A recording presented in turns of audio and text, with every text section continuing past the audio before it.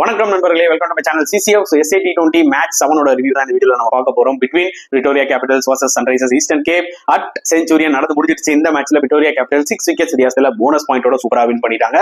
சன்ரைசர்ஸ்க்கு hat-trick of losses, top 4 குள்ள போறது இந்த முறை ரொம்பவே கஷ்டம் இந்த டிஃபெண்டிங் சாம்பியன்ஸ்க்கு. சோ டாஸ் வின் பண்ணி போலிங் எடுத்தாங்க விக்டோரியா கேபிட்டல்ஸ். இந்த செஞ்சுரியன் விக்கெட் கொஞ்சம் லைட்டா ஹோல்ட் ஆகி வந்துச்சு, but poor batting performance from சன்ரைசர்ஸ்ங்க.